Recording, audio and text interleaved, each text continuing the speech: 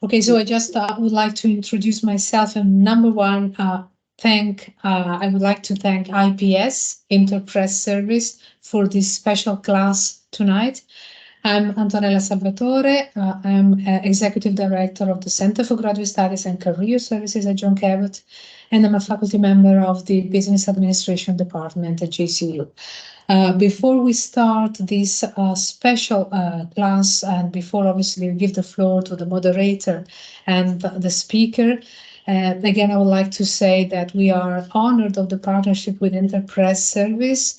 We will be offering other special lectures. This one is the first lecture of a series of lectures that we'll be offering together. We are obviously honored to have the guest speaker with us tonight. I recommend participants, and particularly students, then obviously to pay attention and to, they are encouraged to write questions, correct me if I'm mistaken, Alison, in the chat. I think it's way easier. So I then give the floor to the moderator, Alison Kentish, who is a journalist at IPS. Thank you, Alison. Thanks a lot. Thank you so much, Antonella, and welcome everybody. Welcome to the students, faculty members who are joining us, and university alumni as well. Thank you for joining us for this really important discussion on reporting about women and girls.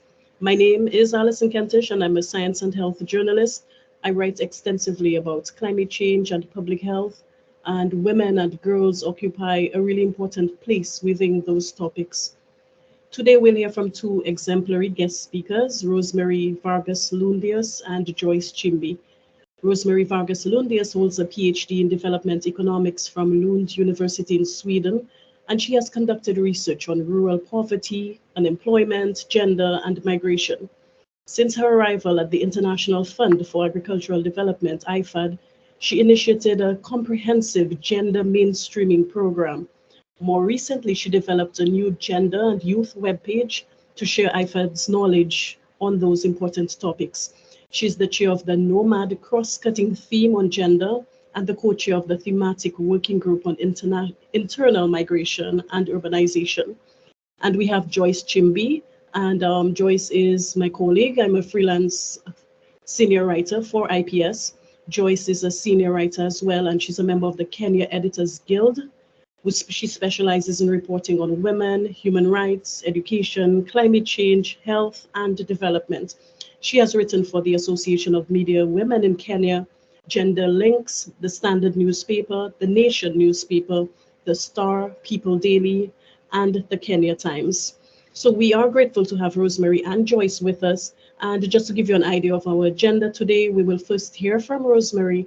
She'll be speaking on women's equal rights, representation, and attainment of SDGs. And she will also speak on the negative effects of women's marginalization. And you will have an opportunity between those presentations to ask Rosemary a few questions. That will sum up part one of our discussion. Then in part two, our second hour, we'll hear from Joyce. She'll talk to you about setting the agenda, African women and girls and the media for 15 minutes, after which you'll have a chance to engage with her. She'll then speak to you about just how you can tell really compelling stories on women's equal rights representation, after which, again, you can ask her some questions, or if you have any feedback or comments, I'll be able to take those. So with that being said, I hand over the virtual floor to Rosemary Vargas Lundius.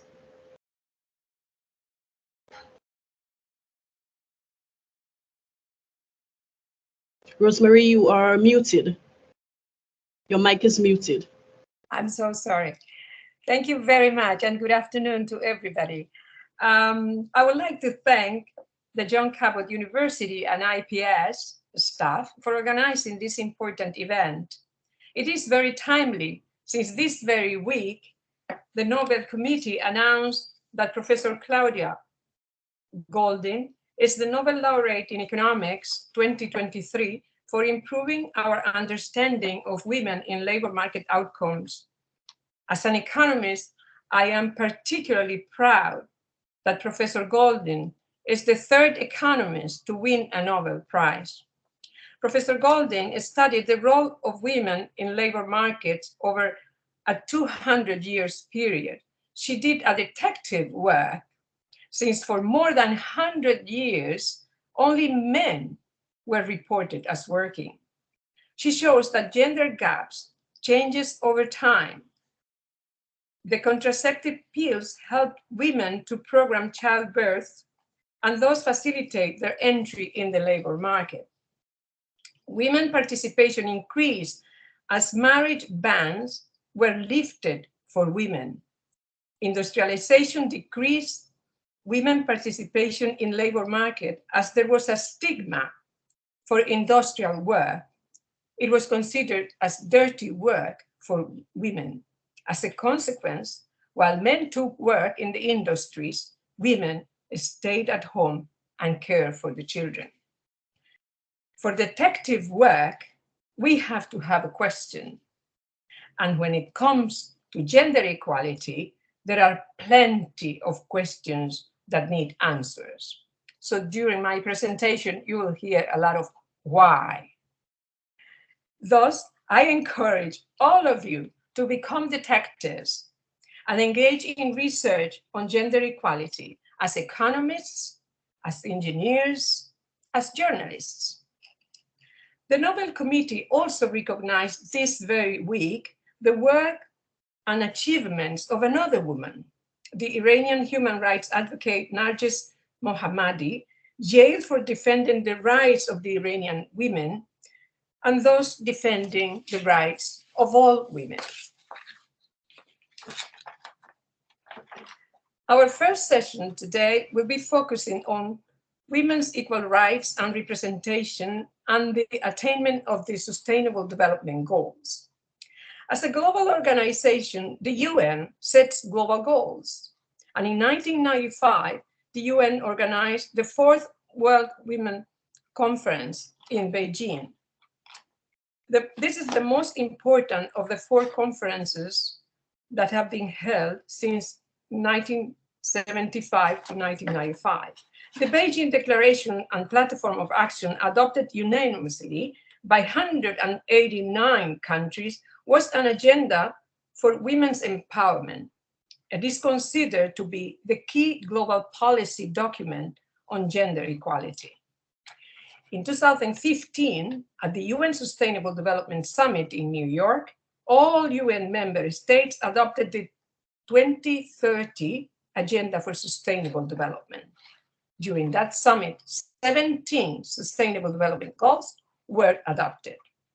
Central to those goals is gender equality. Goal number 5 is about achieving gender equality and the empowerment of women and girls by 2030. So we have very little time left. The clock is ticking. This goal is central to the achievement of all the Sustainable Development Goals, from reducing poverty to tackling environmental degradation and climate change. Today, only 15% of the Sustainable Development Goals are on track. Why? I believe a precondition for achieving the Sustainable Development Goals is the achievement of gender equality and women's empowerment. To achieve gender equality, 9 targets have been identified. Target number 1, how to end discrimination of women and girls. At the workplace today, women earn 10 to 30% less than men. Why? According to the OECD, closing gaps in labor force participation and working hours has the potential to drive on average 9.2% the gross domestic product across OECD countries by 2060, adding about 0.3% to average annual growth. But how can women increase their participation if at the schools, at home, and in society, they continue to be discriminated? Women continue to face high unemployment rate, higher unemployment rates than men.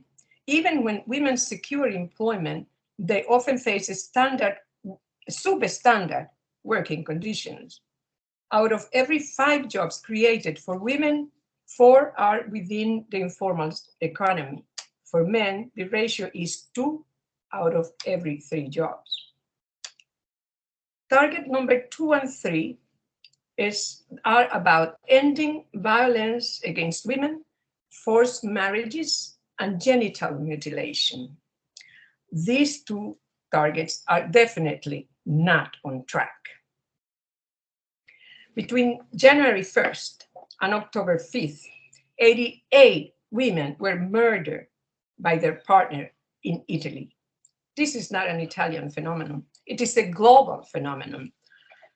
Femicides in France for the same period were 77. The world's highest femicide rate is found in El Salvador, where almost 14 women out of 100,000 are being killed. It is a phenomenon that is globally on the rise. Both men and women are victims. However, when a woman is being killed, the only victim is the woman. The perpetrator is just an assassin. But these men are also victims of society, a society that is allowing misogynism, that is allowing them to consider women as objects, as something that can be owned and thus destroyed, killed. There is also a hidden war within ongoing wars. The rape, kidnapping, and violence of women and girls in all wars. We can just see what we are witnessing in Israel and in Gaza, in Ukraine, just to name a few. This target is the most difficult to achieve. It might take 300 years to end early marriages if nothing is done. During a conference in Pune on gender equality in early 2000, I received a local newspaper where it was reported that a woman social worker whose hands were cut off. Her crime?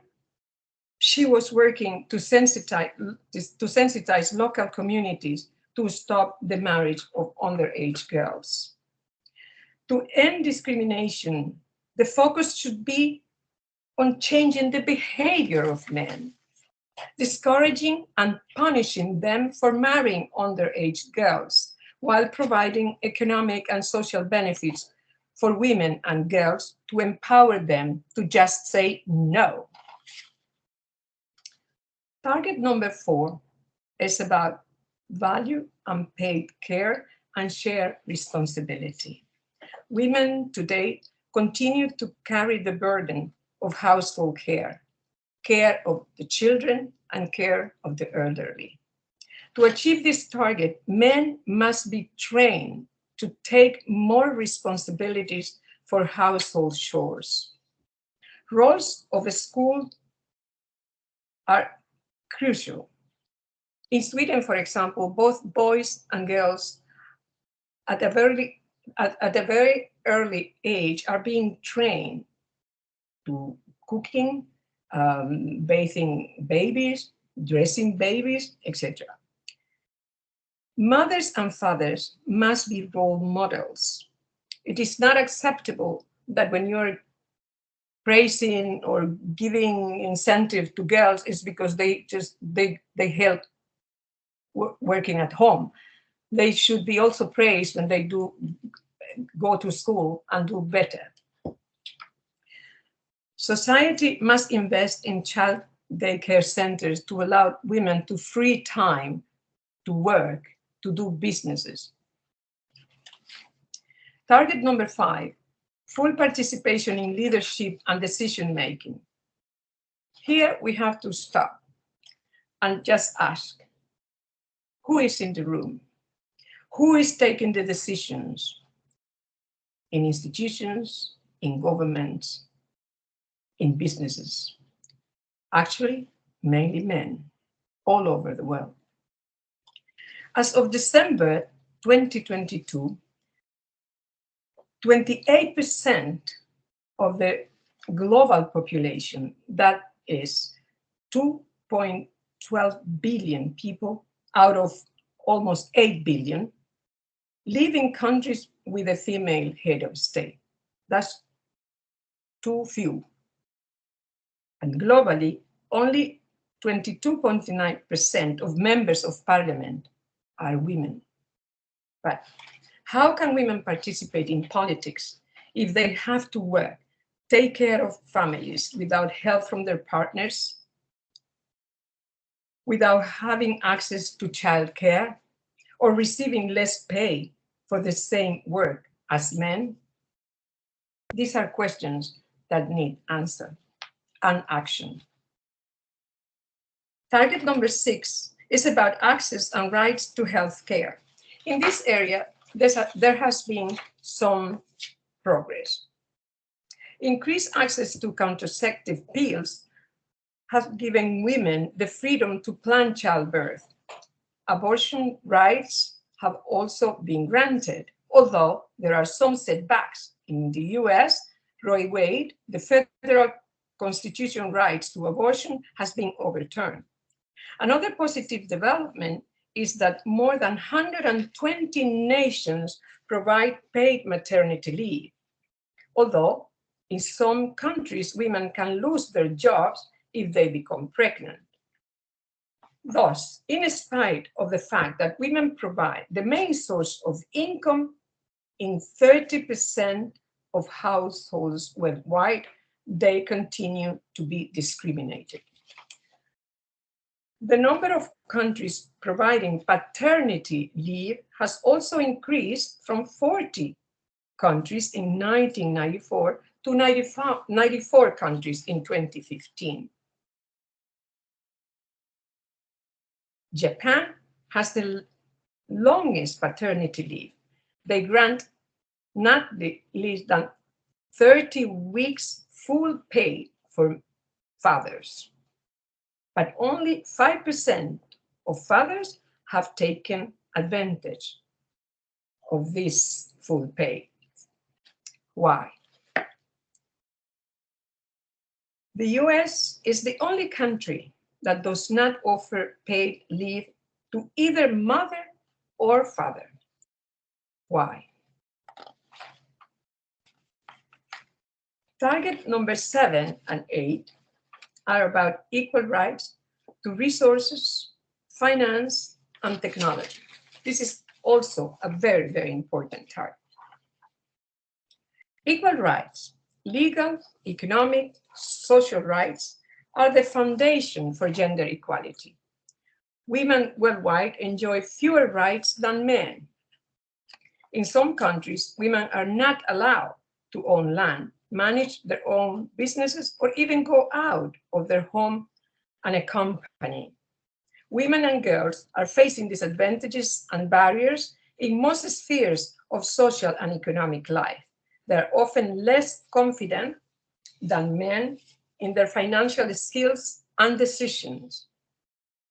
There exists a lack of financial socialization from an early age due to the existence of gender stereotypes, culture, and social norms, which contribute to differences in financial knowledge of women and men in adulthood.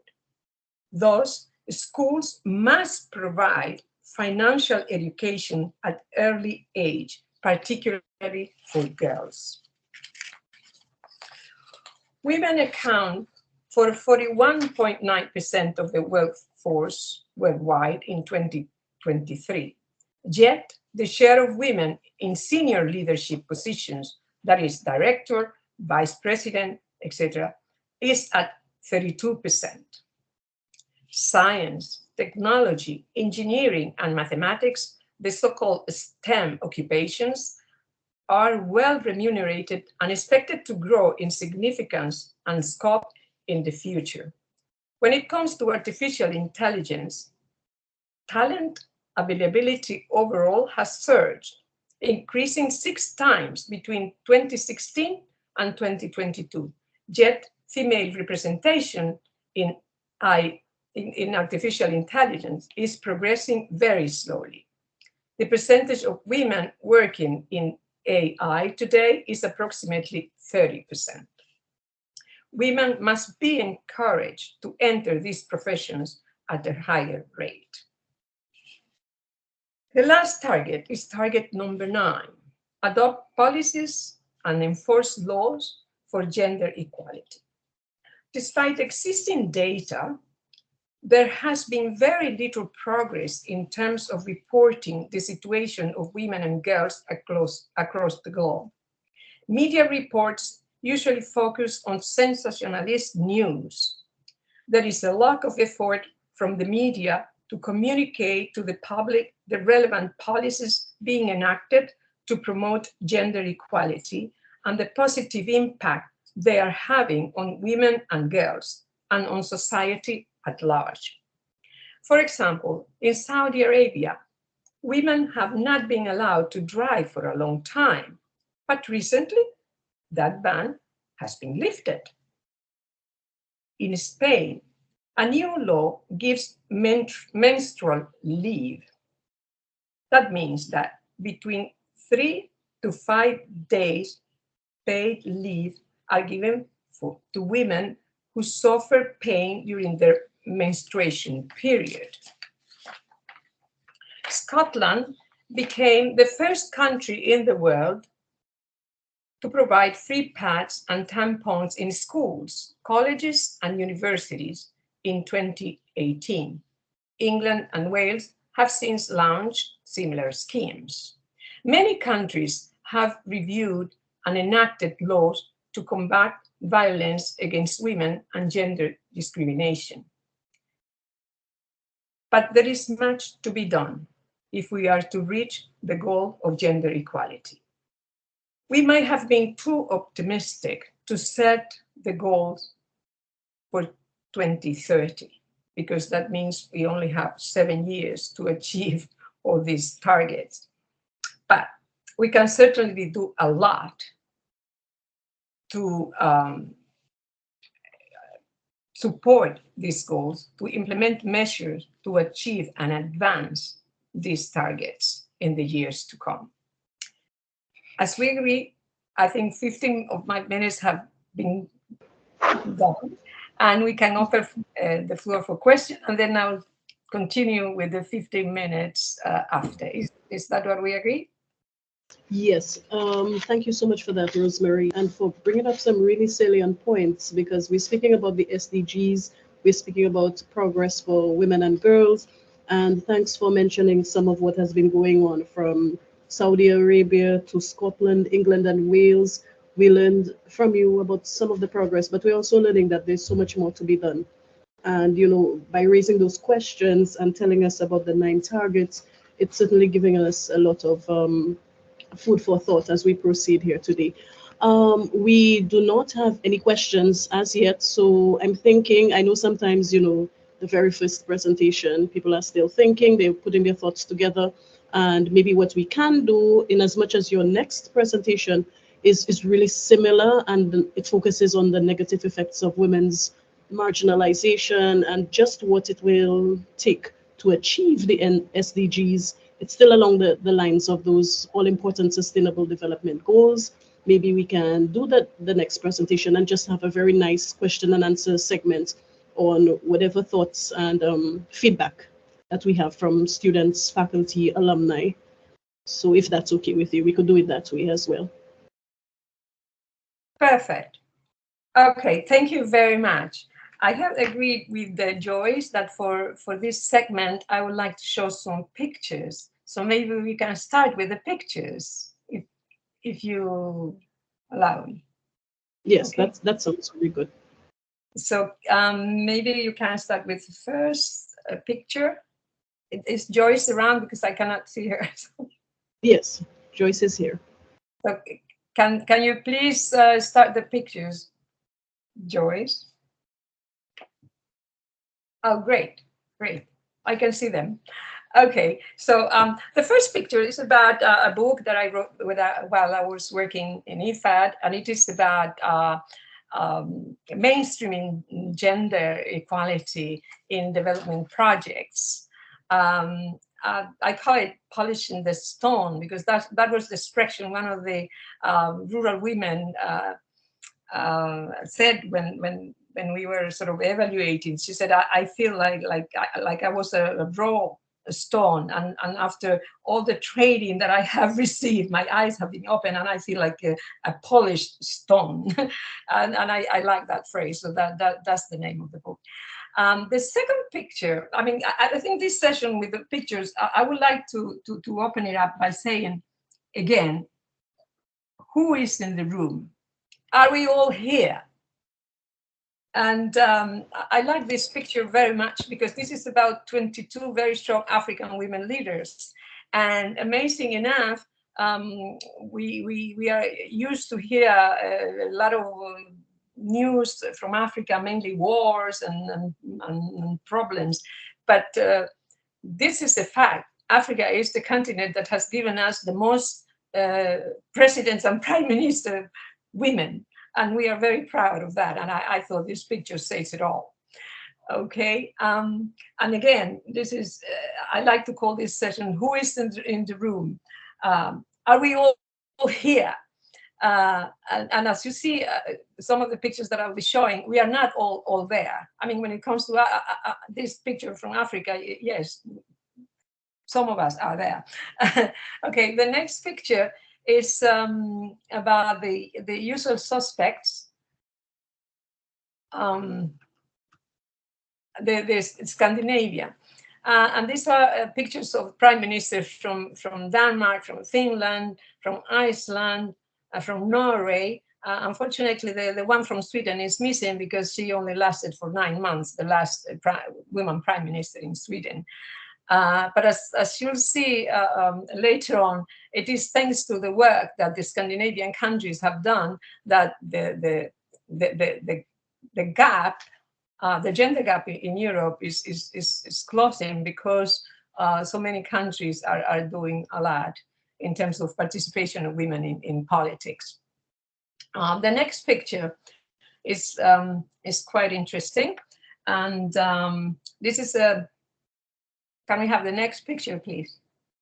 Yes. This is about the Chinese leadership. China today is the second largest country in the world after India, that just surpassed them. And the case of China is special. It seems there is an unwritten rule that no women are to be in the top leadership, in spite of the fact that the Communist Party progressively increases grassroots female members. But surprisingly, over its 100 years history, no women have been elected as core leader. Decades ago, Chairman Mao Zedong coined the prevailing feminist term, women hold up half the sky. Obviously, men hold up the other half and also rule China. The next picture is about a lot of masked men. And I think there is a woman in red to the left, but that's the only one. And there were hundreds of people there. Okay, the next picture is about the recent BRICS summit that took place in South Africa. And the BRICS is a group of countries that include, until recently, Brazil, China, South Africa, India, and Russia. And now, in the last summer, in the last summit they had extended that to 20 members, and they all will be men. So the picture will be enlarged with only men. Next picture, please. Again, who is in the room? This is the recent summit that took place in September in India, in New Delhi. And thanks to Meloni, she was the only prime minister woman there. So again, we have to ask, who is in the room? Are we all there? Next picture, please. This is the G7, one of the powerful organizations in the world. This is the heads of the most industrialized countries. And this is a picture from Hiroshima in 2023. And again, Meloni is the only female prime minister represented there. Okay, the next picture is about a very important institution. And this is an institution that is ruled completely by men. But there are, like in the Communist Party, a lot of women assisting the institution, participating in mass, etc. If you go to a church, 90% of the attendance will be women. But at the top, in the Vatican, only men. Next picture, please. Again, when you are at the Vatican, you have to ask who is in the room, who is taking the decision. This is a picture about paternity leave, which I just mentioned in my previous presentation. And my question here for the future detectives on gender equality is, why are men not complaining? Why are they being deprived of the joy, the privilege of being fathers? Why are they not having paternity leave, paid paternity leave? And if they have it, like in the case of Japan, why aren't they taking advantage of it and taking care of the children? It's a joy, it's a privilege. Next.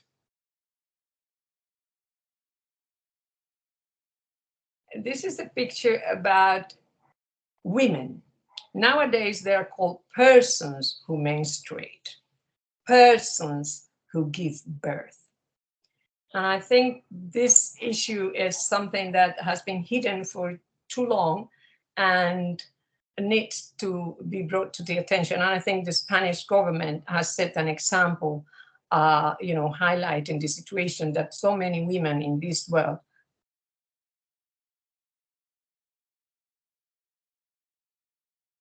hide. Poor sent to school because of their periods, because they cannot afford to buy sanitary towels. And they are ashamed of bleeding in the classroom. And this is the problem. If we want to increase girls' participation in schooling, then we have to address this problem. Next. Next is about role models, the next two pictures. I think role models are very, very important. We have two leaders here, Janet Yellen to the left, which is the US Treasury Secretary, very powerful woman. And we have Fabiola Gianotti, the head of CERN, the European Council for Nuclear Research. We are very proud of these women. Then the next one, two very powerful women, also role models. To the left is, not to the right, is Christine Lagarde, which is the president of the European Central Bank. She was before at the IMF. And to the left, we have Mrs. von der Leyen, which is the EU president. So I'm not judging the policies that they are implementing in their respective institutions. What I'm saying is that these are very powerful women, and that girls today, growing up, they can look up to, very important positions that they can aspire if they study and success in their studies. But for that, they need support. Okay, so now that we know who is in the room,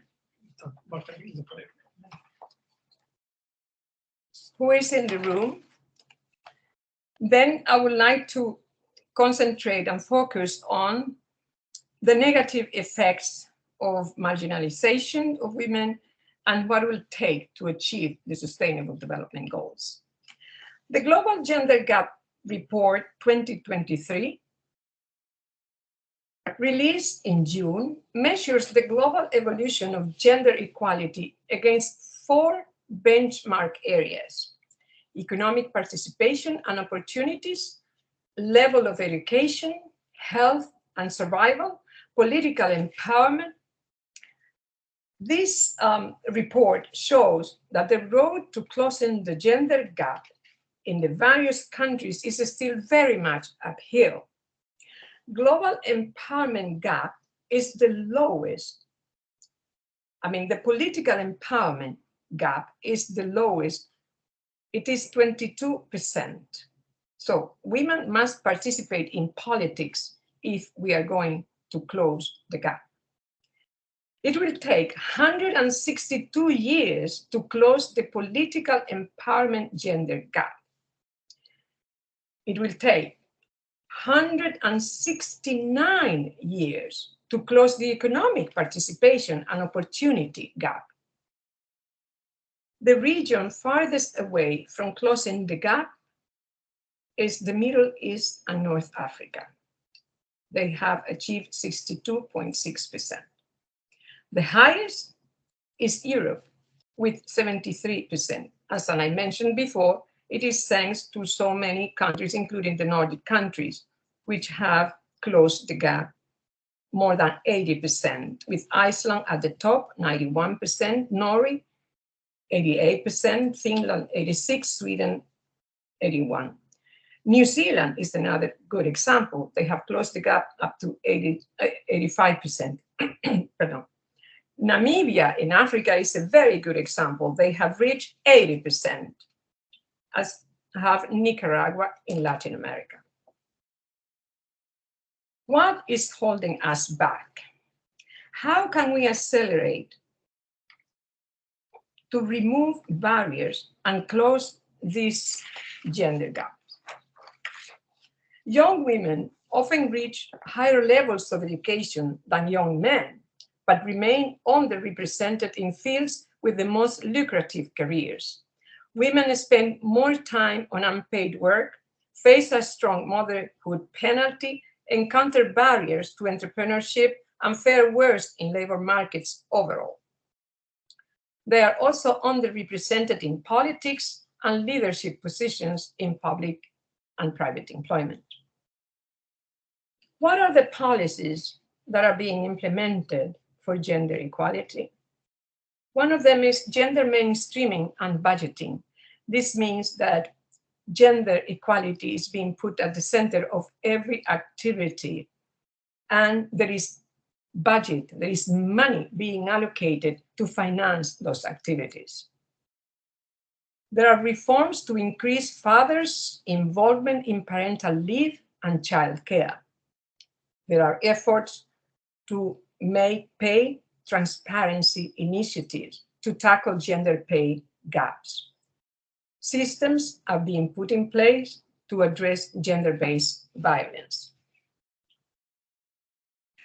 According to the World Economic Forum 2023 Future of Jobs Survey, more than 2/3 of the organizations surveyed have implemented a diversity, equity, and inclusion program with a focus on women.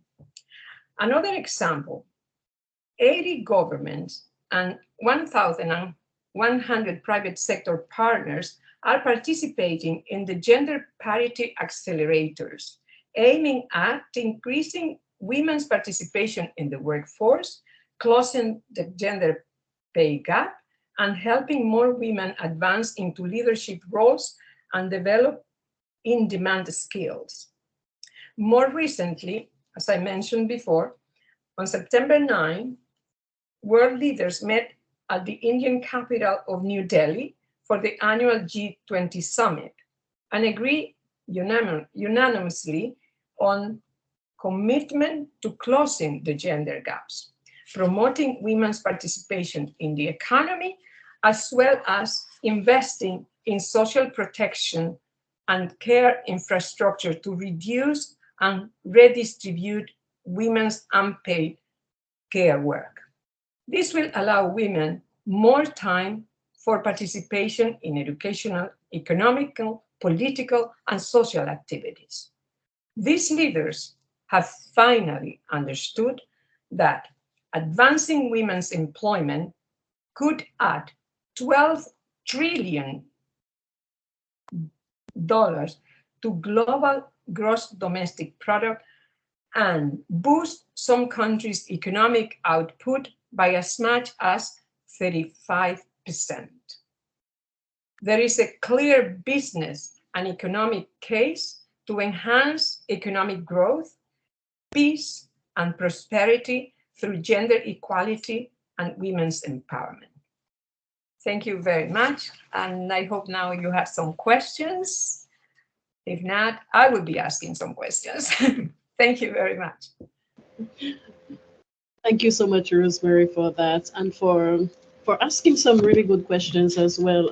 I note two things that you said that really stood out for me. One was just the title of your book, Polishing the Stone. It gave me some reason to just pause and think a bit, and also that all important question of who is in the room. Just who is in the room. Take your pictures, your visuals. I think showed that the composition of the room needs to change. And thank you so much for that. I have a few questions here, and one is why do you think that the Sustainable Development Goals were set? Governments and decision makers seemed to be committed to achieving them, but why do you think progress towards achieving them has stalled? What are we getting wrong? Well, as I mentioned before, there are many reasons, but I think a main reason is that if you have 50% of the population being discriminated and not having access to resources,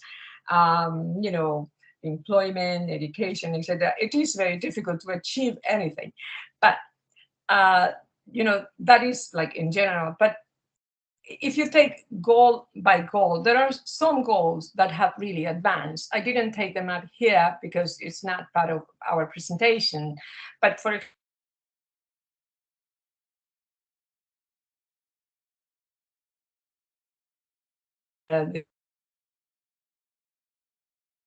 of have made effort to make sure that education is access is really being granted, and that there is some advances on that. There are advances also in access, for example, to electricity. If you compare how many people on this planet had access to electricity a few years ago, now this has been accelerated. There are certain areas where some progress has been made, but in general, as I said, only 15% of the goals have been achieved. And I think also because it is very easy for our governments to go to the UN and say yes and commit, but when it comes to accountability, there is very little at country level. There is no accountability. And unfortunately, this is the case. Nowadays, for example, with the worst is the climate change. Very little is being done, although there is a lot of commitment. But you can see the results. We are at a tipping point, and we really have to do something urgently to change the situation. So I think it is the commitment is made, but the accountability is not there. And I think it is for every one of us, the citizens of our country, to hold our governments accountable and to take these goals and say, look, you committed to this, in 2015. What are you doing? Why is the situation still like this? This is the problem, that there is no accountability. That is the answer, I would say. Okay. We have a question from Nicolette. and it pertains to gender gap. She says that you cite that the gender gap, at least politically and economically, can be closed in 160 to 170 years. She wants to know, do you actually think that the gap will close in that time frame, particularly as in Middle Eastern countries, particularly for and in Middle Eastern countries where you cite that the gap is the largest? I think that that time can be reduced. The calculations have been done based on what has been done so far. So the calculations are saying if we continue to do as bad as we have been doing, then it will take 100 or some years, 170 years, 300 years when it comes to violence and undergirl marriages. That's the 300 years. No, we cannot live with that problem for 300 years. It is a way of saying, look, if we continue doing as little as we are doing, then this is how long it will take. But I'm sure it will take much, much less. For example, one goal that is almost reached is access to health. Access to healthcare. As I said, there are some progress there, you know. Most countries are now, you know, providing support to you know, women, granting maternity leave. Before that was unthink of. You know, women were dying because in childbirth there was, you know, no help. So a lot of progress has been made. So I think I'm optimistic. I think if and you know, events like this, they help, you know, to create awareness, and this is happening all the time. So I'm optimistic. We might not reach it in the 7 years we have left, 2030, but of course I think we can reduce those calculations, those years, you know, instead of 180, maybe in 30 years we will be better off. I'm very optimistic. Okay, thank you so much for that. Another question, in terms of the Sustainable Development Goals and their attainment, there's been some progress with some, not so much with others. Do you think the goals need to be adjusted, or would doubling up or maybe tripling up efforts help to make those goals attainable? Is there, with the time left, can we make the amount of progress that needs to be made? I think the goals, you have to understand that the 2015 summit is, it was like the follow-up of a very important summit that took place in Rio de Janeiro in 1992, where Agenda 21 was signed by 178 countries, you know, and there every country came with an agenda as to how, you know, to prepare the country to achieve sustainable development, justice for all, peace, etc. No?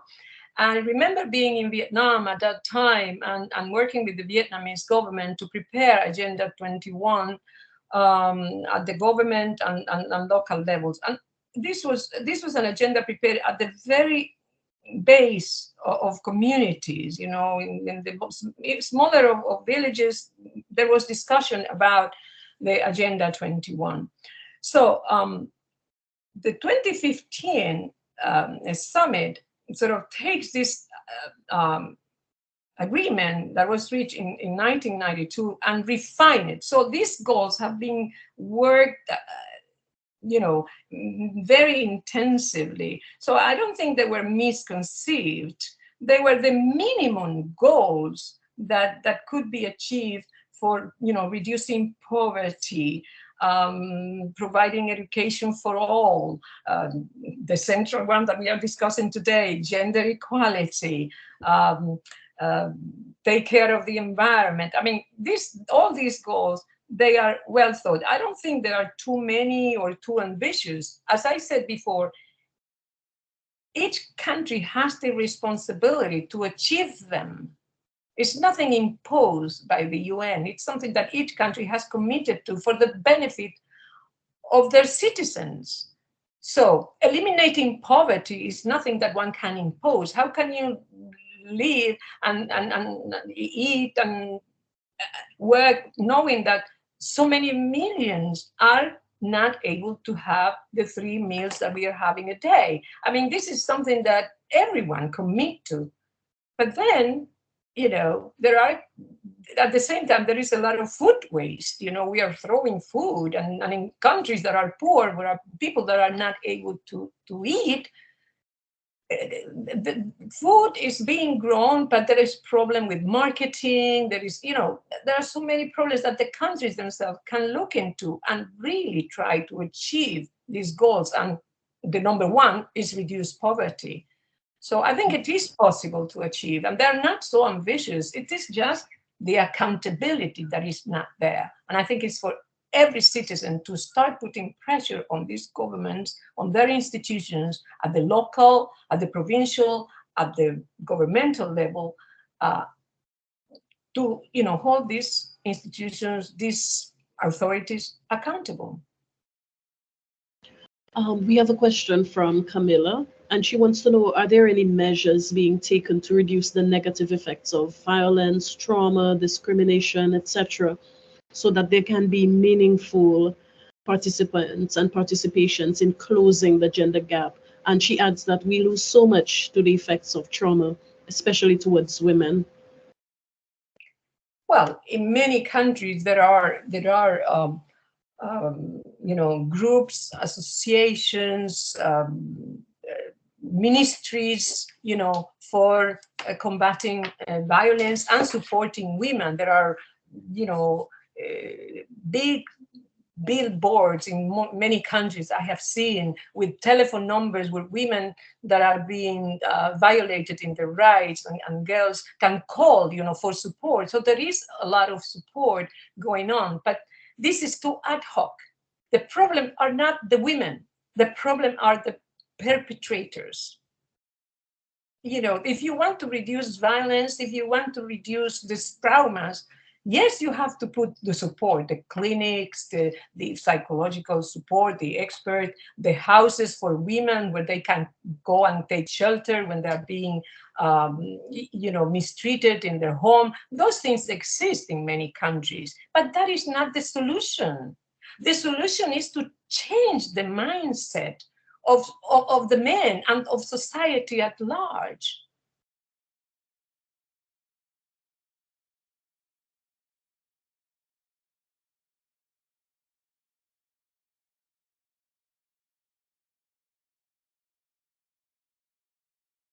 In the social, at every level. So the problem is, yes, it is important, and this is a very important question, that you have to provide support.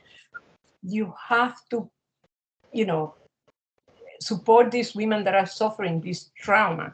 But if we want to eradicate the problem, we need to start educating boys and girls at a school and talk about violence, and talk about misogynism, and talk about machismo, and talk about sexism.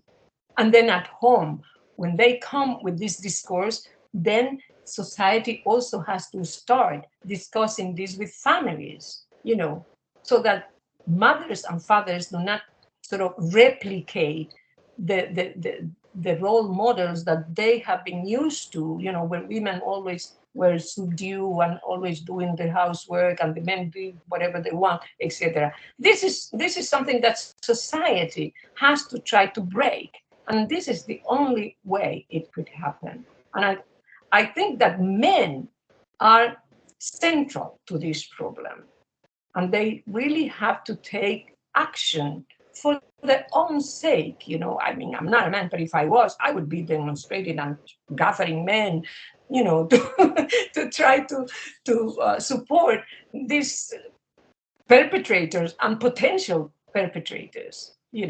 So I think the men need to be engaged. This is really the focus. It should be. Thank you for that. And just before we move on to part 2 of this really important discussion, we are working towards a gender equal world. And maybe in 2 minutes, What does that look like? What does a gender equal world look like?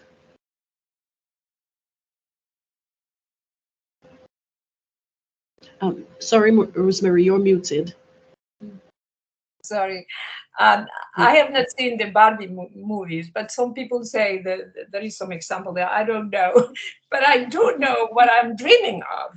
I am dreaming Yes. of a world where everyone, women, men, boys, and girls enjoy the same rights. We will never be equal because biologically we are not equal.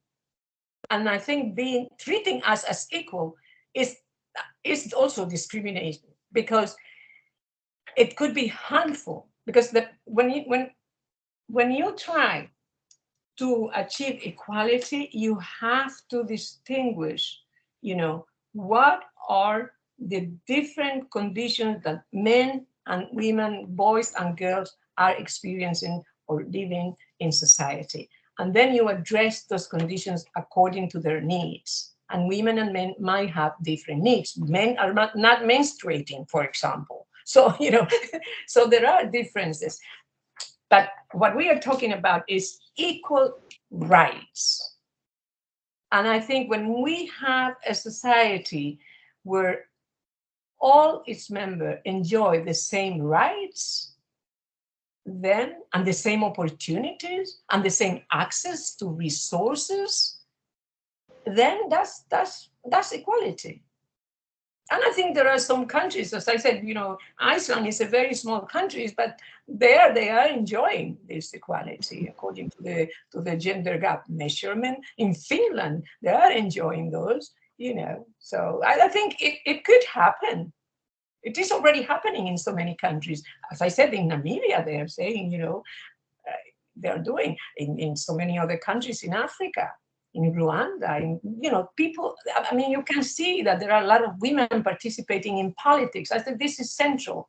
We have to start participating in politics, encouraging girls to participate in politics because, there things happen. Policies can be changed. Laws can be changed. I think the laws must be changed because without a legal framework to protect the rights of women and men, girls and boys, we cannot achieve equality. But also to be vigilant that those laws are applied equally. So I think equality, we can dream. I think it will happen. It is happening in many areas already. Thank you so much for that and for that summary there at the end, just about what the goals and the mission and the importance of the SDGs. So I just want to tell you, the goals and the mission and the importance at the end you presented and for getting us thinking about just who is in the room. Thank you to the students and guests for your questions as well. And we must move on to part 2 and the second hour of our event today. And so, Joyce, the floor is yours.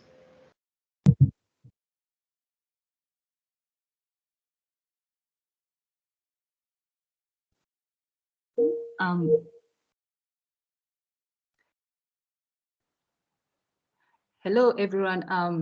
Sorry, I had a small. There was a small hitch on my side. So anyway, Rosemary has given us a very, very comprehensive summary of the profile of women and girls in Africa and much of the world. And what we have seen in Africa is that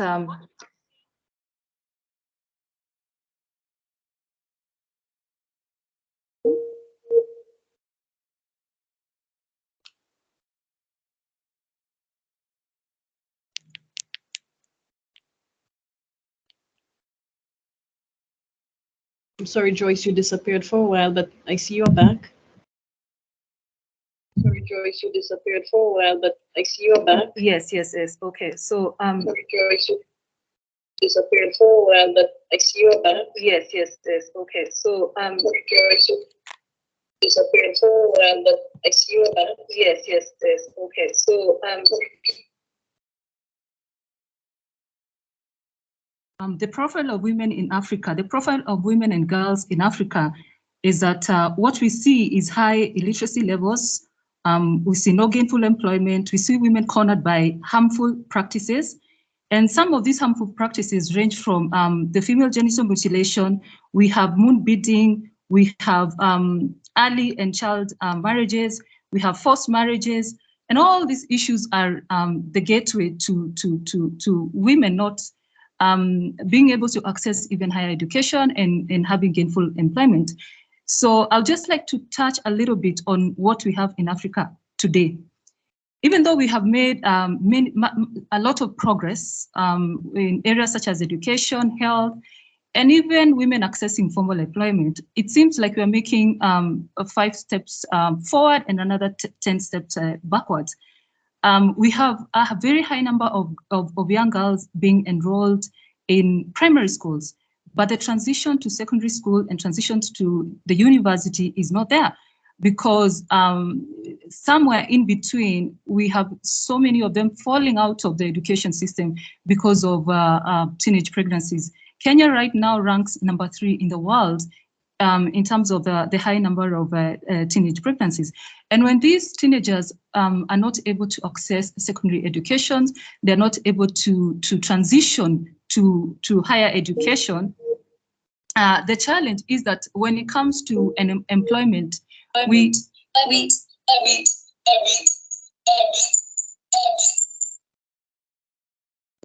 the challenge is that when now it comes to employment, boys are given precedence. Boys are given priority because they have the required documentation. They have the required academic background. So the role of the media in all this is that when we first started writing about the struggle for women to access gender equality and also parity, because it's not just a question of gender equality, it's also the issue of parity. You might have gender equality, but that does not give women equal access in terms of accessing tables where decisions are made, be it in parliament, in boardrooms, whether it is in the education system, having women in the highest levels possible within the education system, because they understand some of the issues that young girls go through. So the role of the media in all this, in the beginning, was that we were showing what is in the society. We were mirroring what is in the society because it wasn't our struggle. This is the struggle that is within the society. But with time, we realized that this is as much our struggle as it is anybody else, because within the newsrooms, women are facing corporate discrimination. Women are facing discrimination in the sense of the kind of stories that are assigned to women journalists. You find that there's significant, blatant, and subtle stereotypes. So hard news or stories to do with politics, the economy, sports, business, all those stories go to male journalists. And when young children are growing up, and even when the society or the general population is watching news or consuming media content, what they see is that women are not supposed to be given the tough topics. Women are supposed to be given softer news, such as fashion, modeling, issues that don't really are not the substance of what constitutes a society. So with time, we've realized that we have to address the issue of gender equality and equity as journalists who are also facing these issues, and also to try and advance the message of gender equality within the society through the kind of stories that we tell. So, for example, when you come from a society where FGM is rampant, as a journalist, that is normal for you. So it is normalized. You do not filter that we bring to bear into the kind of stories that we tell. So this brings in the question of advocacy journalism. People have had these arguments about the role of media in advancing African women's battle for equality. And when we speak about advocacy journalism, it's when you have an agenda or when you have a perspective and you use your platform, be it the radio or print or online, to advance that agenda. But I think we are getting into an arena where, or an era where people understand that if we don't address all these issues that are facing women in Africa, all the issues that Rosemary spoke about, then it's going to take us more than the 100 years or the 170 years or even the 200 years that some people are speculating it will take to achieve gender equality for us to get there. And it is impossible for us to achieve all these SDGs, all 17 SDGs, until women are also brought into the center, their right, left, and center in all aspects of the society. So some of the issues that we've seen over the years in terms of advancing the issue of gender equality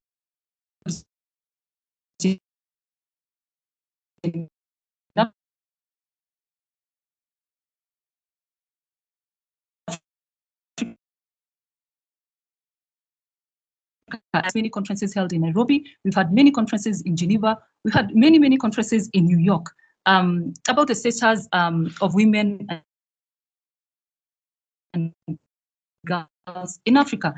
And we saw when we told those stories is that we are bringing a foreign agenda into Africa, that the place of the African woman is in the kitchen, the place of the African woman is in the farm, the place of the African woman is to mind the children and the husband. So when you start challenging the status quo and you start introducing some of these stories into the newsroom, we would face backlash from some of the editors because they feel you're overstepping your boundary. It is not you're not an activist, you're not a gender activist, and it's not your role to try and bring these issues into mainstream media. And I'd like to say that when we immerse ourselves in these topics as journalists, when you go into a community and you find that for a woman to be able to access land, to farm, because land is a very, very important factor of production in much of Africa. Kenya especially, much of our GDP comes from agriculture, and it's the same in the East African community. So you find that you got into a community and you find that women have to agree to be inherited in order to access land.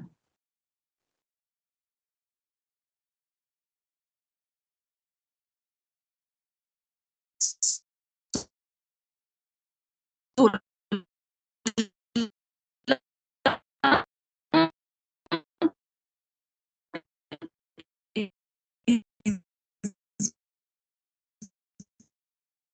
own breeds are owned by women, and another 3% are owned by women together with men.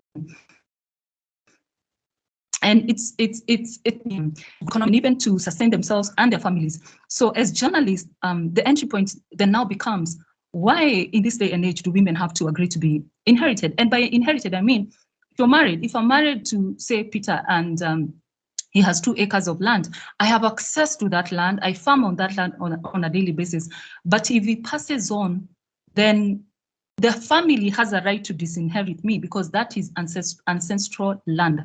But if I agree to get married to Peter's brother, then they will allow me to have the same rights in terms of access to land that I used to have while still married to my husband. So that is a reality for most women in Africa. And for us to bring these issues to the fore is that we also have to be brave as journalists, because there's a lot of cyberbullying today. There's a lot of harassment against, especially female journalists. I participated in a survey last year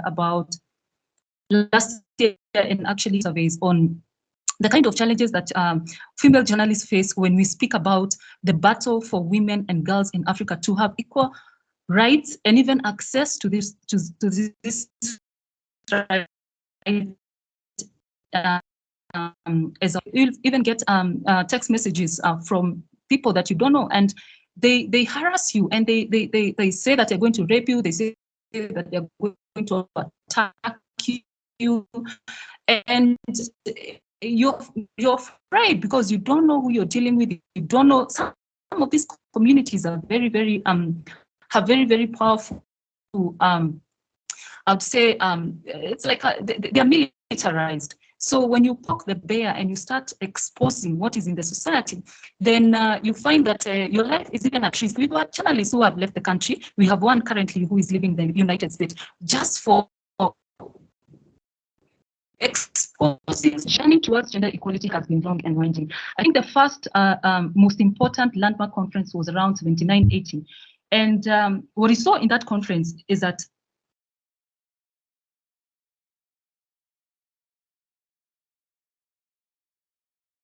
sorry, I'm being alerted that my audio keeps crashing. Alison, can you hear me? Yes, I can hear you, but I know that the audio keeps dropping. So to our audience, students, faculty, our guest speaker, we do apologize for that. You know, we're joining from across the globe. I mean, the Caribbean. Joyce is in Kenya right now. So, you know, sometimes these things happen. Joyce, we're hearing some of it, but then intermittently. And I know you're telling some really powerful stories, and some of them are really personal stories. Some of the issues like in the Caribbean we don't have, so it makes it all that more interesting when you're speaking of FGM and, you know, inequality and education and so I'm hoping the audio will I'm hoping that the issues will be sorted out. Like we're getting some of it, but not all. How about now? Can you hear me very well now? Okay, it's a bit better now. I'm hoping it can stay that way. Okay, all right. Okay, so sorry about that. All right, so I was speaking about the profile of the African women and girls today. And despite the much progress that we have made, we still have so many challenges because it seems like we're making many steps forward and many steps backward. So we have to ask ourselves questions such as, in the era of SDGs, and in the era where the world has become a global village and we have access to information, we have access to opportunities at the national and even global level, why is it that harmful practices against women and girls are still very much rampant in Africa? So I have given an overview of some of these harmful practices, but I would like to touch on them just a little bit. Alison has said that in the Caribbean, and I guess much of Africa, what we know much about is the female genital mutilation. And even though this practice has been outlawed in many countries, and even in Kenya, we still have pockets of communities that still practice FGM. We have other practices such as bidding. This is very common in pastoral communities. We have many pastoral communities in Kenya. It's a very large population. So bidding is where young men within the pastoral communities, they're called the Morans, before they get married, they will bid a young girl. By bidding, it means it's like they have identified a girl for themselves and chosen a girl for themselves, but they have no intention of marrying this girl. So by bidding, they have access to this girl in terms of satisfying themselves sexually. And what usually happens is that these young girls usually end up getting pregnant. And it's a taboo to get pregnant. The culture has endorsed the bidding practice, but when you get pregnant, it is a taboo. So many of them end up terminating these pregnancies, and we have high mortalities around these issues. And these are issues that are still going on today. So we have touched on widow inheritance. Kenya and much of Africa, where agriculture is the main contributor to GDP, land is owned by men. And for a woman to have access to land, they have to be married. And when the husband passes on, the woman has to agree to be married by a member of the family, brother to the deceased husband, for her to be able to access land. And by access, I mean, they will be able to access land. They can farm, but under the instructions of the man. So they have no control over this land. So in the event where they would like to access money, for example, to expand their economic activities, they have no collateral because banks usually require you to have an asset. And assets in Kenya, really, we are speaking about real estate, we're speaking about land. And if you have no land title deeds, then you're not able to access land. And it is quite unfortunate because it's only recently when women were able to just walk into a bank and open a bank account. You needed to be accompanied by a man. You needed, and you know, preferably your husband or father. And if both of them are not alive or available, you have to be accompanied by your brother. So this is the history from where we are coming from. So when we speak about the role of media in advancing the gender equality and equity agenda, we have to be alive to the fact that as female journalists, we are also coming from this background. We are coming from this history. Some of us have grown up watching our own mothers get inherited. You know, some of us have grown afraid of, you know, undergoing FGM, because FGM is the gateway of early marriages. And when you, or child marriages, actually, I think we should call it by its correct name. And once you enter child marriages, then your dreams of accessing an education are gone. And we've seen reports time and time again telling us that children of mothers who have not gone to school are also unlikely to go to school. And when they go to school, it's just usually the elementary level or primary school level, and they hardly ever advance to secondary and higher institutions. And the role of education in advancing gender equality and equity is highly critical, even for us as journalists. Most of us who entered the media with a diploma, we were not able to rise through the ranks and become editors.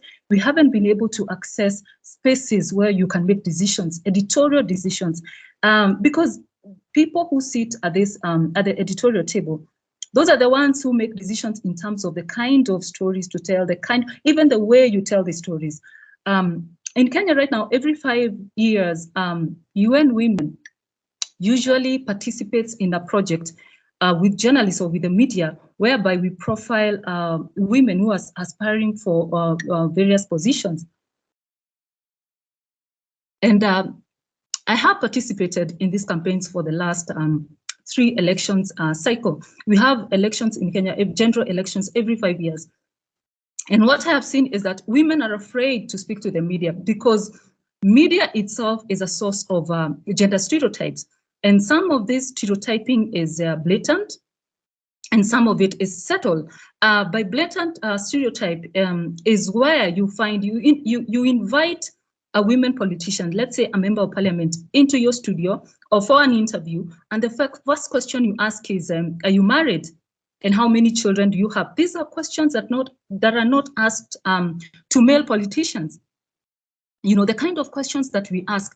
As journalists, we have to be alive to these realities, and some of it is because we are also products of this society. So we come into the media with these stereotypes. So every 5 years, the UN Women works with a group of journalists who are alive or gender aware, who look at issues through a gender perspective, to improve the visibility of women who are aspiring for these positions. Because if you're not being seen by the media, then believe you me, the society is not seeing you.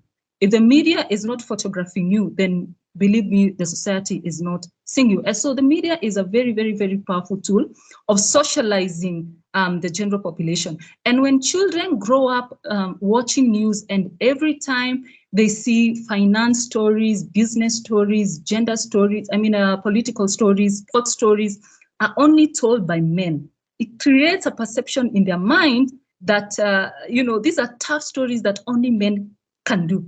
And some of it is because of the roles that women play in the society. We are not able to be on the campaign trail all the time because we have 3 roles to play in the society. Unlike men, we have the reproductive role, we have the productive role, and we have the community work role. And by community, I mean the unpaid care work that we do. It's women who have to be away, out of work, having babies. It's women who sometimes have to be out of work because of menstrual cramps. It's women who sometimes have to be out of work because they have to take care of their young children. So a society and a system that is not alive to these issues, then it becomes a barrier towards our journey to accessing, to achieving the 17 SDGs that we spoke about. And Rosemary said that this 17 SDGs, even though one, SDG 5, is the one that explicitly speaks about gender equality, all SDGs are linked to gender equality. If you're looking at issues of education, if a woman is, you educate one woman and you educate an entire community. If you're looking at issues of health, women who have been to school are more likely to have health insurance. They're more likely to space their births. They're more likely to have children that they can be able to take care of. So the role of media in all this is not to mirror what is happening in the society. I think we have moved past that. We have moved past showing the society that these issues are happening. We have a bigger role than that. We need to challenge the society and do analytical stories that speak about why it's so problematic that more than 10 years since we got the devolved system of governance, we've only had 7 women governors out of 47 counties, and that is in Kenya. We have never had a female president. And people say that journalists are negative, and we only tell the negative stories that are happening in the society, and we ignore the positive stories. But is there really much positive progress for us to talk about when in an entire continent of 54 countries in Africa, we've only had 2 women elected as presidents, only 2 women. And the unfortunate thing is that a majority of voters are women, because we have this perception that only men can lead. We have been socialized to believe that only men can lead. In Kenya, we have a joke, and it's not a joke, it's really quite unfortunate. When a visitor comes into a household, the visitor will ask, is there anybody at home? By that they mean, is there a man in the house? So even if there are men, there are children and the wife is in the house, it doesn't count. So they'll say, is there anybody in the house? And sometimes this question is asked to the wife.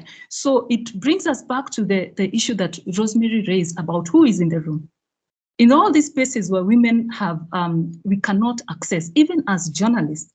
So are we also equipped to be champions and to be strong pillars of the struggle towards gender equality and equity? And I believe we have to take it as a mission, because within the media, we have to take it as a mission. It's not, we are not championing for women to be better than men, because in Kenya, that's a narrative that they have. Every time you speak about gender, they say, you want women to sit on men. They have that terminology of saying you want women to sit on men. By that, they mean that you're taking power away from a man. But they fail to understand the same question that was asked by one of the participants. Why is it so difficult to achieve these SDGs? And yet these countries have voluntarily committed to them. And some of these issues is because even us as individuals, we do not have the goodwill towards our sisters. We do not have the goodwill towards our mothers to access these positions. We are afraid of challenging the status quo. But I think we are moving in the right direction, slowly as a media, slowly, but you're getting there. By that I mean, if you take time to look at some of the stories that are coming from Africa today, some of the strongest stories on politics, on the economy, stories on health, science, the environment, climate change, biodiversity, you will see a few bylines by women. And it is very, very important for women journalists to enter these spaces, because they are role models for so many girls who watch news every day or who consume content that their respective media generates on a daily basis. So we can't sit back as the media and mirror what the society is doing. We have to challenge the status quo, and we have to do this by the kind of questions we ask, by the kind of positioning. How do we position women within the media?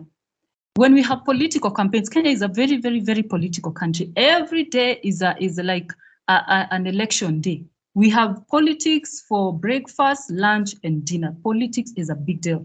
But you will find that in political rallies or in places where big political parties are speaking, women are photographed or they're shown dancing. They dance to pave way for the big men to speak, And we are beginning to challenge ourselves. When you show these pictures, when you show these images of women being sycophants, trailing these men for handouts. And yet we do have very, very qualified and educated women who speak in these political rallies. But because it does not fit the narrative, it challenges the narrative and it makes us uncomfortable, even as journalists.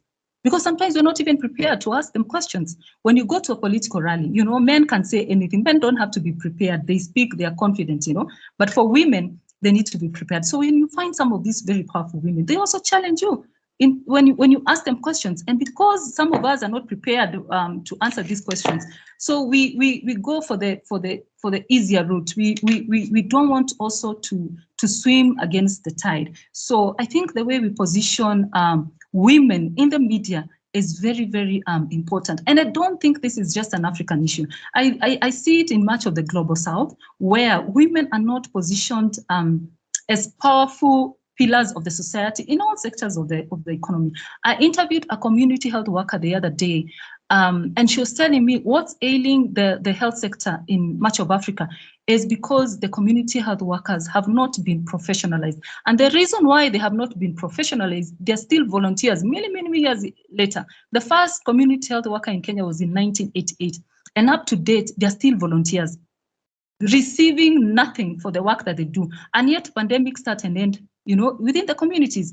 And she told me if it was the other way around, because we have at least 70% of community health workers are women. So people look at it as a manual job, as something that people do when they have nothing else to do. This is busy, these are busy bodies. People are doing this to pass time, you know. But if it's work that men were doing, they would all be on contracts. They would all be formalized. They would be recognized by the health system. So there's gender discrimination. And she actually called it a corporate injustice. That's what she called it. She said this is a corporate injustice, that because women are doing this work, then we are not seen as deserving of recognition. We are not seen as deserving of being formalized, of having contracts. All this attitude is why we are still trailing behind the SDGs.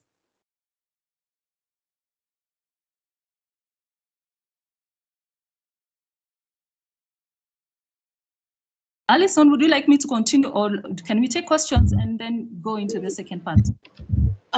Since there are no questions yet, I was thinking that there was also the audio issues. So I was thinking that there is really a lot to unpack in what you said, because so many issues, just so many issues. But thank you for establishing and letting us know about some of the realities, you know, in your part of the world.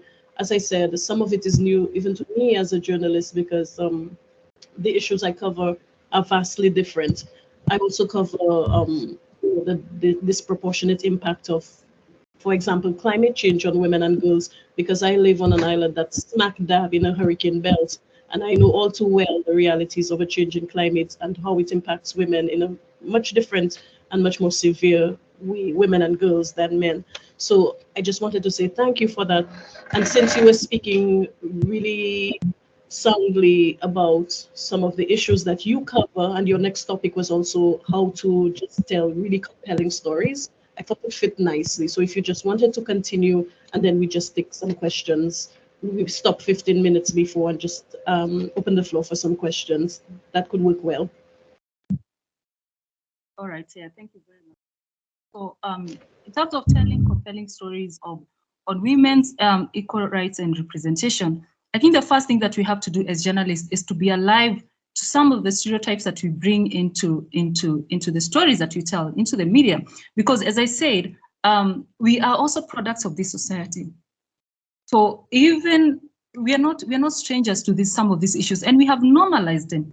You know, sometimes it takes somebody from another community, or a journalist from another community, to visit a community to see an issue and to be outraged and to be appalled by some of the things that are happening to women and girls in these communities. There's a time I went to the northeastern part of Kenya, and I was so shocked to realize that they've never had a woman elected to okay, in Kenya we have 2 tiers of political leadership. So the lower tier, it's like a small, it's as if you have a president, the entire structure of national political leadership that you have, now you have it at the county level. So we have 47 counties, and we've never had women elected to the county positions. And these are critical spaces where critical decisions are made. And the kind of decisions that are made at this level are decisions that are tailored to the specific needs of these communities. So for example, issues of FGM, they're not rampant across Kenya. We have pockets of FGMs, and we have community of cultures that practice FGM, and we have communities that practice FGM. So if you don't have access to the political spaces and decision-making spaces, so then you're not there to participate when the budget for the county is being done.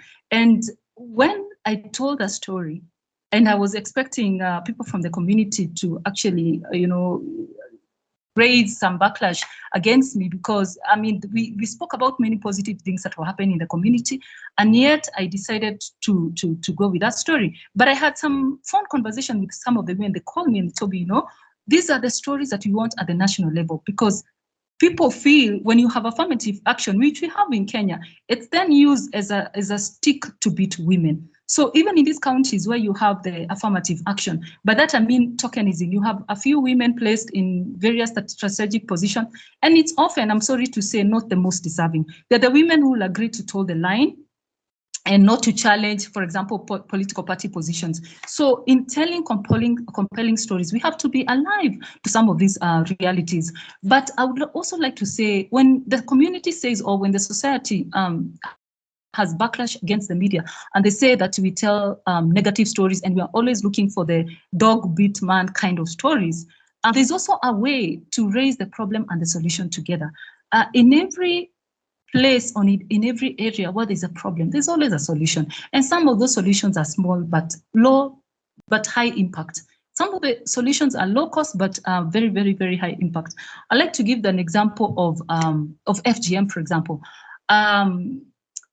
We had what you call the community policing. This is a government structure. It's just, first of all, it started as communities volunteering to fight against vices within their communities. So we have the community policing structure. Within the community policing, you have elders who have decided to be champions against the female genital mutilation, and that means a lot. When the elders themselves are the ones who are rising to speak against it. So when you tell the story that there's a problem of FGM in this particular county, and we have women who, a whole generation of women who have been lost, and they have fallen off the education system across all levels, because when you fall off at primary school level, you get married, you never get back on board, you never get back to the education system. So when you tell this positive story of male becoming champions against female genital mutilation, you have an opportunity to raise the problem, to say that this is the problem in this society, but you also have the opportunity to speak about the solutions. So it doesn't become like a community bashing. You're telling people about a problem within this community, but you're also talking about solutions. And some of these solutions can be replicated in other communities. So I think the first thing that we need to do as journalists is to understand the issues. I think sometimes, because we write so much, we don't take time to read and to understand the issues. You must understand the issue that you intend to write about broadly, not that small section that you want to write about. If, for example, you want to write about widow inheritance, don't just focus on that small aspect of widow inheritance. You have to look at the issue broadly. You have to ask yourself, why, for example, is this issue with us? Where did it come from? I mean, what was the community's intention in trying to, in normalizing widow inheritance? So you understand the issues broadly. And by doing so, you're going back to gender equality, because it is these inequalities that we have in the society that push women to accept to be pushed into these corners of the society. For a long time, women in Kenya and women in much of Africa were there to be seen and not heard. You're pushed to the darkest corners of the society, that men, position themselves strategically, that when you're in the house taking care of the children, take care of the people in the household who are not well, be they your elderly, parents or his elderly parents, men are busy, position themselves within political activities at the village level. So as a journalist, once you start to look at these issues broadly, then it becomes easy to see the connections. For example, all these SDGs that Rosemary spoke about, they're all connected. They're all connected. And it is impossible for us to speak about having achieved a strong economy, or having a strong health sector, or having a strong education sectors where women are not involved in decision making. We have to see these connections. When it comes, for example, to the health sector, in Kenya, and in much of Africa, really, maternal mortality per year is about 350 women die in every 100,000 live births. That is in a whole year. Some of the reasons that women have refused to go to the hospital to deliver in the hands of skilled birth attendants is because the doctors are men. And in your culture, it's a taboo for another man who is not your husband, even if it's a doctor, to see the nakedness of a woman. So when we are alive to some of these issues that are happening in our community, even as journalists, we are able to say, not just that we have women dying giving birth, but you're also able to raise some of the issues that contribute to very high maternal mortality levels. And when women are not safe, when in the absence of safe motherhood, then issues of also child or infant mortality also become a problem. So when we see these connections as journalists, then we are able to also become positive agents of change in the society. We are not activists. But I do believe that we are in a position to inform the society. We are there to inform the society, to educate society. So let us understand the issues broadly. When I was learning how to drive, the teacher told me that my instructor said that you don't look at the road, at that small section where you're driving. You have to look at the road broadly. There are so many variables on the road, and all these variables have an implication on your safety and the safety of other road users. It's the same with you as a journalist, the same with us as journalists. When you understand issues broadly, then you're able to make these connections. You're able to inform and educate communities. Some of these communities don't know any better. They don't know any better. It's not until, even for me, because the community that I come from is very close to the capital, Nairobi. So we don't have many of these traditional practices. So when I started traveling as a journalist, so such an eye-opener, to see an entire community of girls and women who have never been to school. So you're able to educate society, and not just to tell them that girls are not going to school, you're able to tell them why it is dangerous for a community to entertain and to normalize, a system where we have 80% of students being boys. So where are the girls?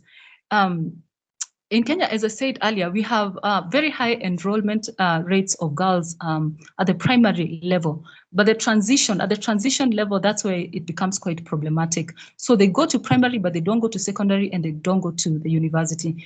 So they keep dropping off. By the time they get to university, it's a very, very small percentage of girls that make it. So as journalists, it's for us to do long form kind of stories, not stories that, the she said, he said kind of stories.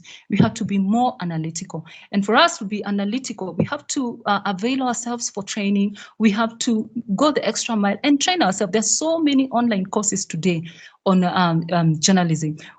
There's an arm of journalism that I enjoy very much. It's called the solutions journalism. When the society says that the media is negative, and I see this everywhere, even in the Western world, even in America, in the UK, everywhere, people say the media is very negative and they don't want to watch the news anymore.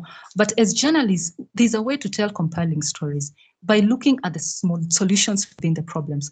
All the stories that we tell, there must be a solution, no matter how small, that we can highlight while also bringing in all these issues. I'm not saying that we become activists, that every day you're drumming, support for gender equality and all these issues, but you can be a consistent writer and commentators of these issues, because they're cross-cutting.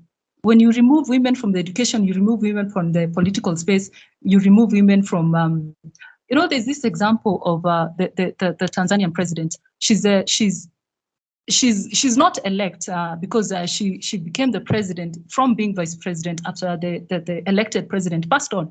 And in the East African community, we love her very much. But interesting enough, we call her Mama Suluhu Hassan. We call her Mama Suluhu Hassan. And you know that word mama is a term of endearment, but it's also problematic. I've never heard anywhere in Africa anybody saying papa, you know, this male president, or mama, this president. But it is us journalists who are bringing these terminologies to people. And when they hear it in the news, or they hear it on radio, you know, they run with it.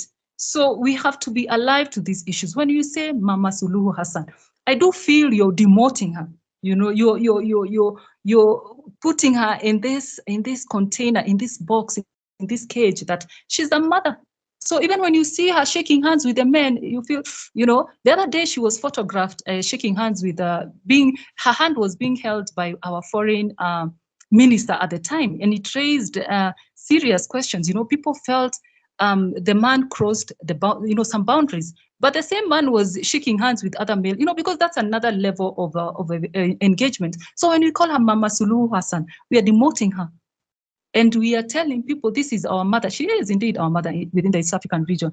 But how come we never say Papa so-and-so, Papa Uhuru Kenyatta, Papa, you know, whichever president you want to put into that space. So as journalists, we have to be alive to these stereotypes that we also propagate. And in doing so, with time, the society catches on. You know, we are now moving away from asking women, are you married, do you have children? Because they don't want to be asked those questions. They are uncomfortable about being asked personal questions. So we have to go straight to the issues. You know, some of these women have served in very, very, very high levels at the UN, at other international bodies. So that's the kind of history that I think the society would like to see. And I don't think there's any parent who would be against their children consuming content that shows the society what is possible. What is possible when you take a girl to school? What is possible when you protect girls from getting pregnant? What is possible from protecting girls from harmful cultural practices? And what is possible by allowing affirmative action to be the vehicle to level the playing field in all sectors of our society?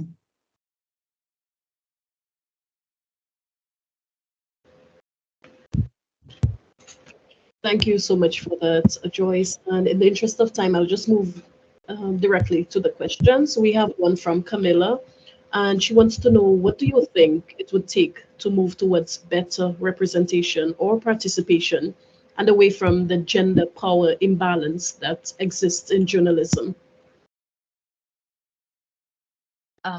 Is the question to do with the journalists, or in terms of the kind of content that we do as journalists, or as people who tell stories about these inequalities and women being left behind?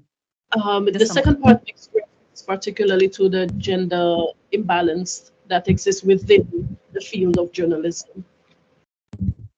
Okay, it's for us women to be, what I've seen while practicing is that sometimes as female journalists, we are afraid. We fear backlash, we fear being challenged, we fear being criticized. By that I mean, there's no way you'll start writing stories on biodiversity on day one and you're perfect. It takes time to perfect these things. And sometimes when you get negative comments, or, you know, people don't feel like you did a very good job, you know, women feel discouraged.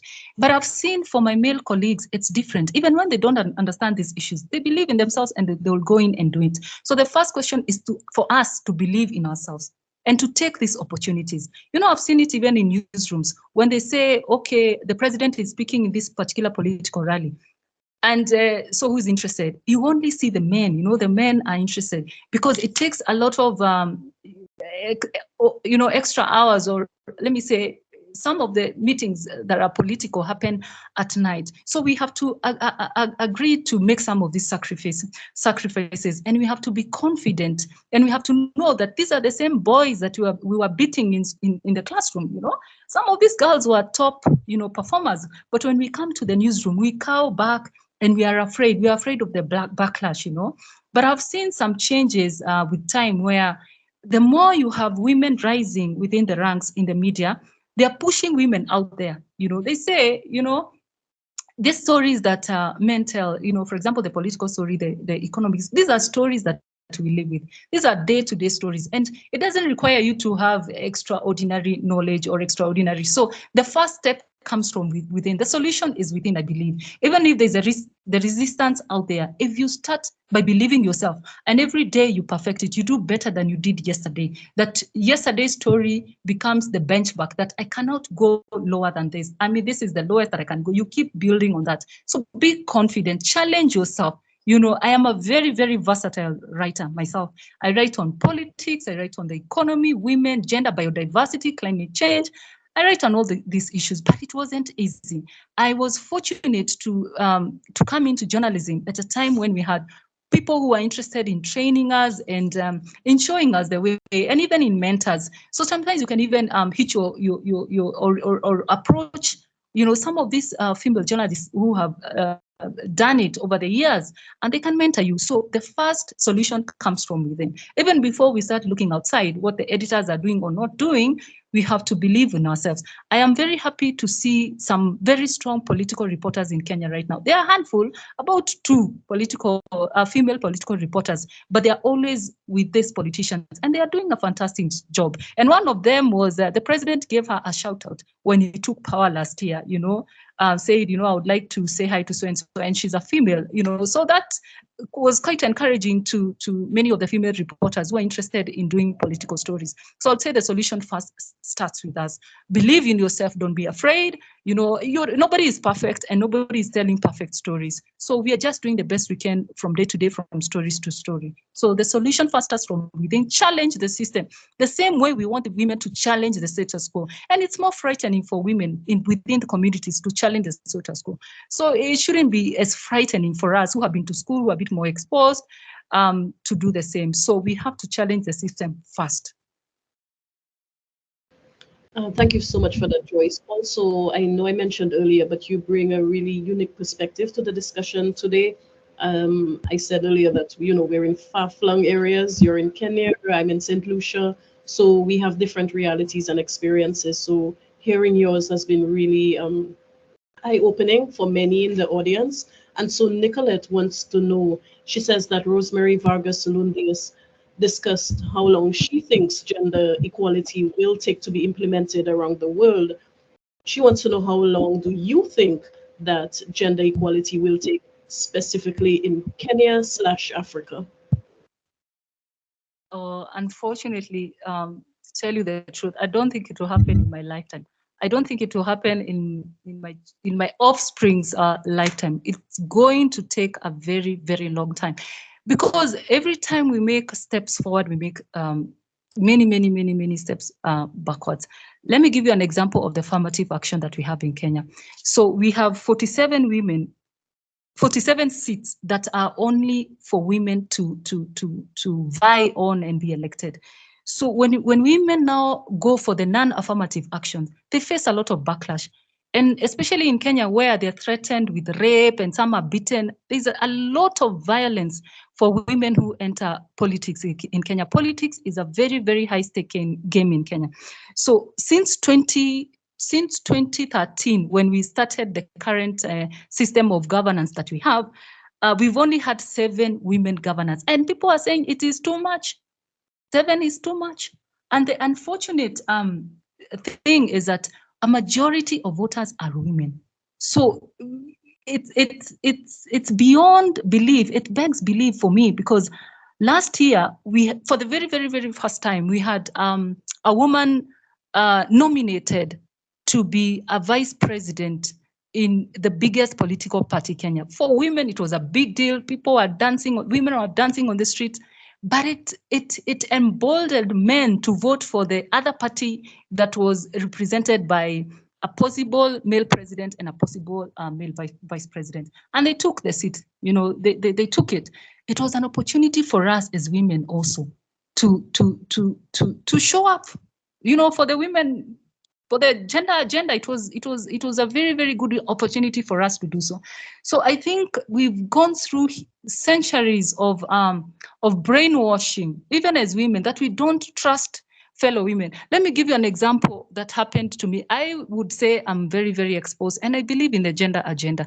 But I had a small problem with my alarm, the key to my car yesterday. And then there's usually a shop where I go, and there's some young man who usually fixes my key very well for me. But yesterday I found a lady and she fixed it. But when I came home, it wasn't working. And I told myself, it must have been because she's the lady. She didn't know how to, that's what I was telling myself in my mind. But unfortunately, I actually gave her the wrong key.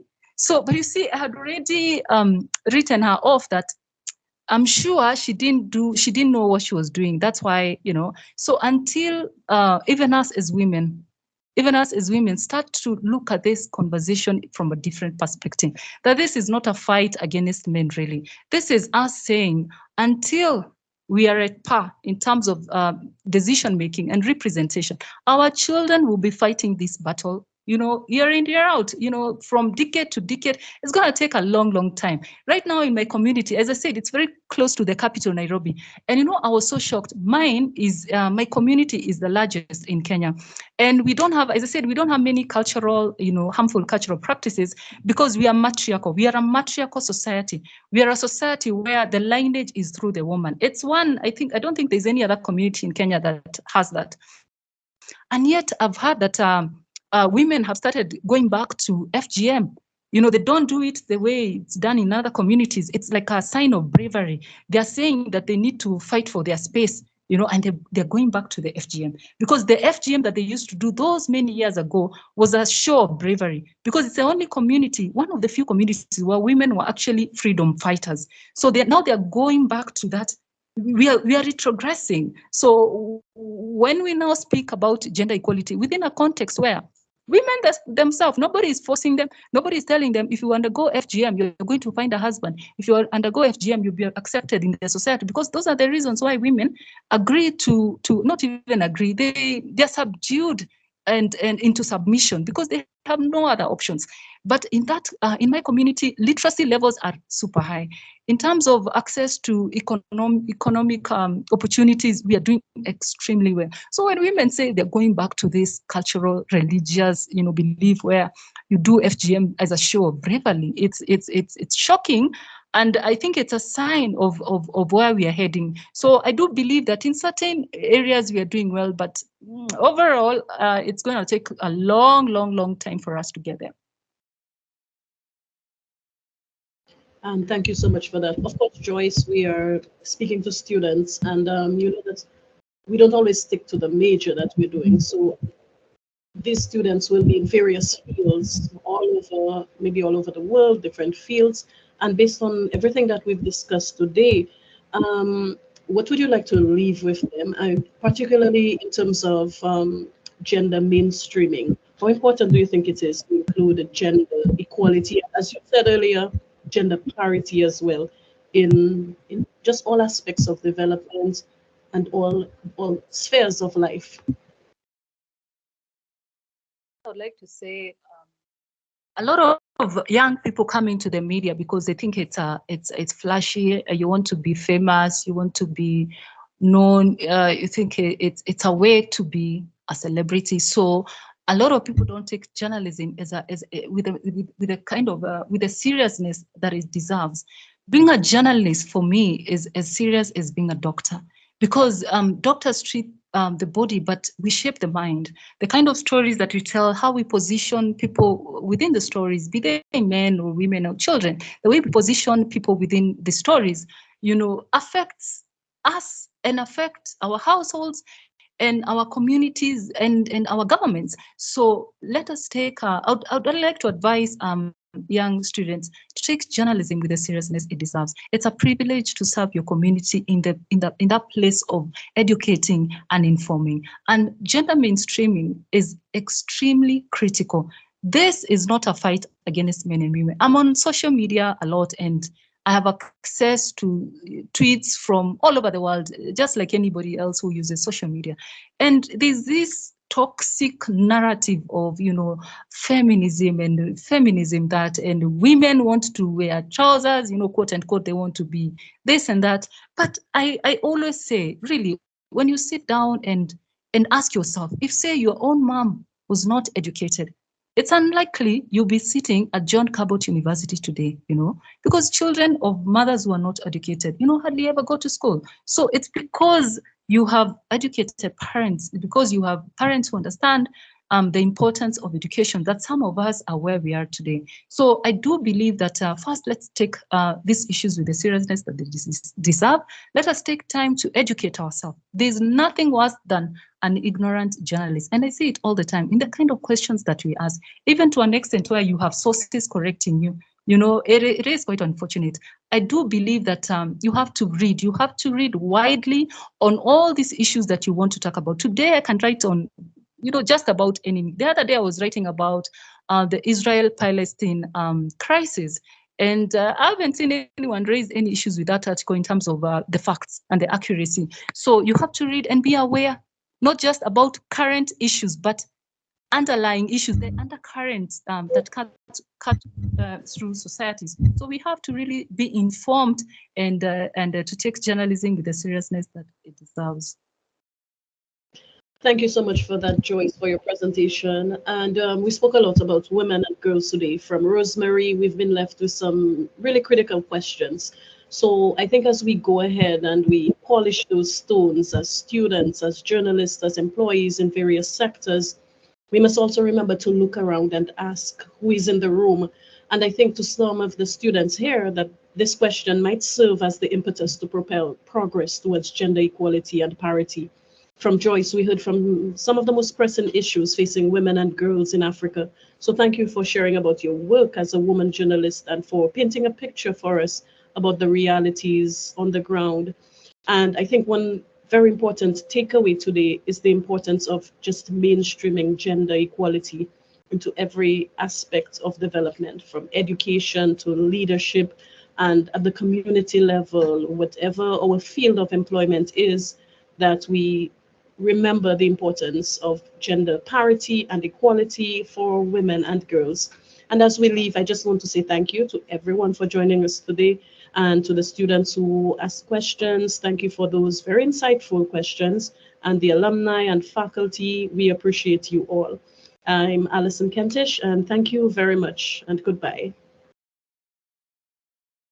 Bye-bye. Thank you very much, Alison, and thank you, Joyce. Thank you to the students for participating and for the interesting questions they raised. Thank you. Yes, thank you, everybody.